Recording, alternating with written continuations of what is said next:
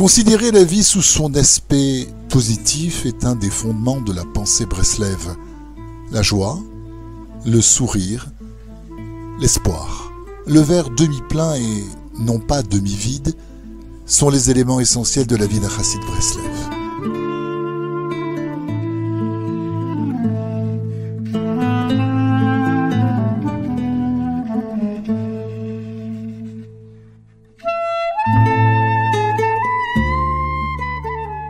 Cependant, afin de comprendre les raisons pour lesquelles cette attitude n'est pas une vision superficielle de la vie, il est important de lire la traduction d'un extrait d'un enseignement de Rabbi Nachman, le 282 dans son œuvre magistrale Likutei Moharan, que nous vous proposons.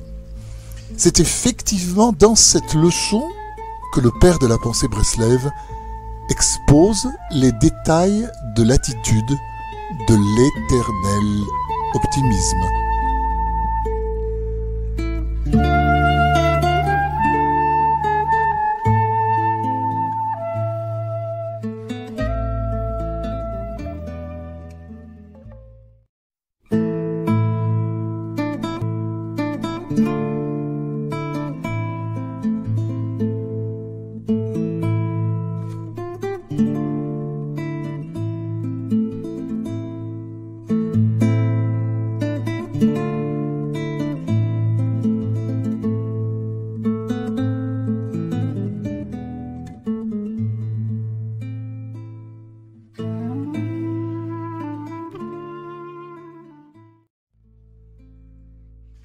Nous disons souvent que nous ne devons pas juger les autres. Cette remarque révèle d'une façon implicite la nature des jugements que nous formulons le plus souvent à l'encontre de nos contemporains et des autres. Une appréciation négative. De fait, si nous avions l'habitude de juger notre entourage d'une façon positive, quel problème y aurait-il à juger les autres ? Plutôt parce que nous savons pertinemment que lorsque nous jugeons les autres, la conclusion est négative dans la majorité du temps. Nous sommes arrivés à la conclusion que nous ne devons pas juger les autres.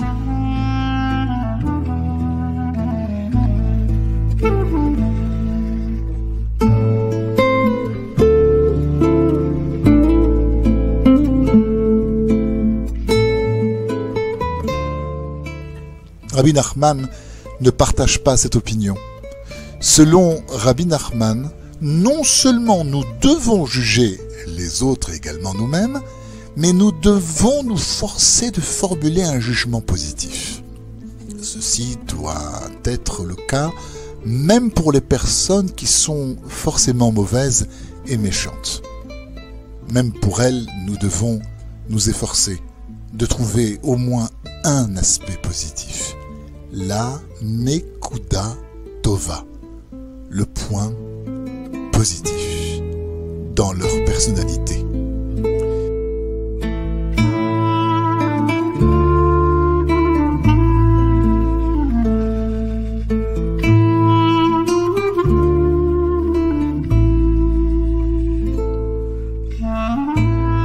Ce conseil possède deux aspects. Tout d'abord, il est réaliste. Si nous ne pouvions plus juger notre entourage, nous aurions vite fait d'être des menteurs. Juger semble être une activité dont personne ne peut se passer. Le second aspect est de nous demander quelque chose qui ne fait pas partie de nos habitudes.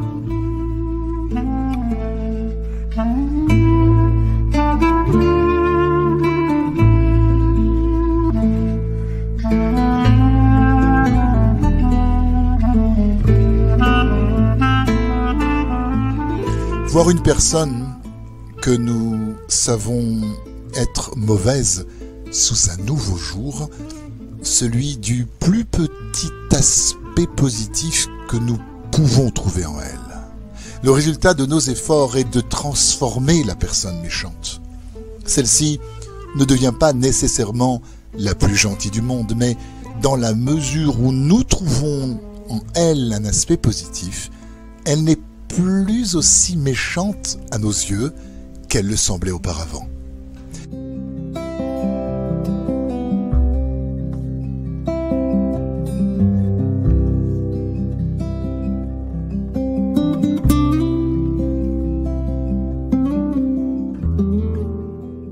C'est l'explication donnée par Rabbi Nachman du verset des psaumes.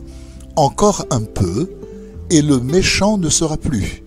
Tu observeras sa place, il en aura disparu. Encore un peu. C'est-à-dire en trouvant un peu de bien en chaque personne. Même la plus mauvaise ne l'est plus. Celle-ci acquiert un nouveau statut et de méchante, elle aura disparu.